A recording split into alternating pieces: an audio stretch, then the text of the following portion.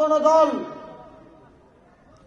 আবারও আগে যেই কারণে আমরা নিগৃহীত হয়েছি, আগে যেই কারণে বাংলাদেশের মানুষ অত্যাচারের শিকার হয়েছে, আগে যাদের কারণে আমরা আমাদের অধিকার বঞ্চিত হয়েছি, আবারও তাদের সাথে বন্ধুত্ব করছে।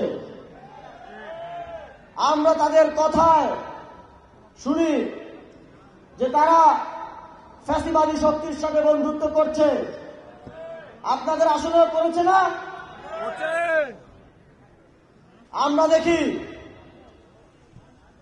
যারা ফেলানীকে শহীদ করে কারাগারে ঝুলিয়েছিল, যাদের কারণে আবরার ফায়াজ শহীদ হয়েছিল, যাদের বিরুদ্ধে কথা বলে শরীফ ওসমান হাদি শহীদ হয়েছে, যাদের বাধায় তিস্তা পারের জনগণ তিস্তা মহাপরিকল্পনার বাস্তবায়ন পায়নি, তাদের সাথে আবারও বন্ধুত্ব করার চেষ্টা করা হচ্ছে।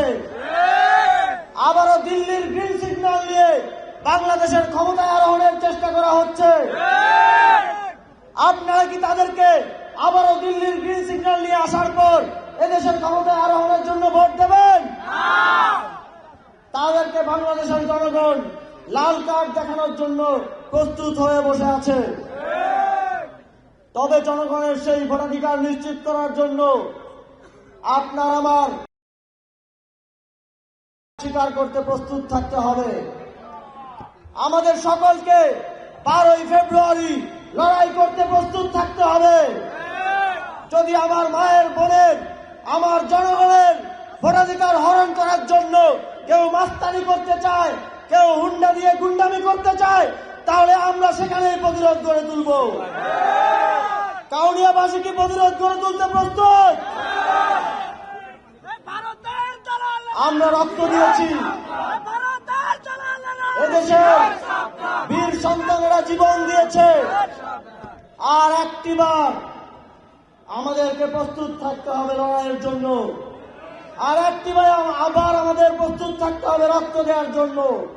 কিন্তু আমাদের এতদিনের দীর্ঘ রক্তদানের ইতিহাসকে, এত মানুষের ত্যাগকে কোনোভাবেই বাংলাদেশে ব্যর্থ হতে দেওয়া যাবে না।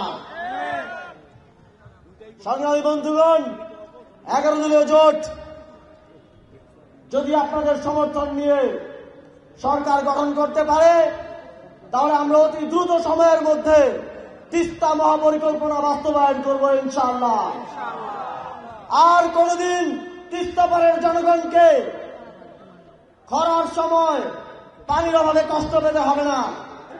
আর কোনদিন বর্ষার সময় ব্যারেজ খুলে দিয়ে ডুবিয়ে দেওয়া হবে না। সেটা আমাদের সরকার নিশ্চিত করবে ইনশাআল্লাহ। সংগ্রামী বন্ধুগণ, আগামী নির্বাচনে আরো একটি গুরুত্বপূর্ণ ভোট হবে, সেটা হচ্ছে গণভোট। আমরা যদি নিশ্চিত করতে চাই আর কেউ শেখ হাসিনার মতো ফ্যাসিবাদী হয়ে উঠতে পারবে না, তাহলে গণভোটে হ্যাঁ ভোট দিতে হবে। আমরা যদি আগামীর বাংলাদেশকে সাম্য, মানবিক মর্যাদা এবং সামাজিক ন্যায় বিচারের বাংলাদেশ হিসেবে গড়ে তুলতে চাই, তাহলে গণভোটে হ্যাঁ ভোট দিতে হবে।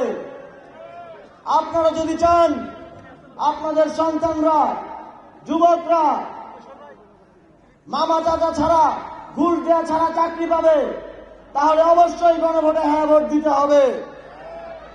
যদি আমরা আর কোন ফেলানীকে কাঁটাতারে ঝুলতে না দেখতে চাই, তাহলে অবশ্যই গণভোটে হ্যাঁ ভোট দিতে হবে।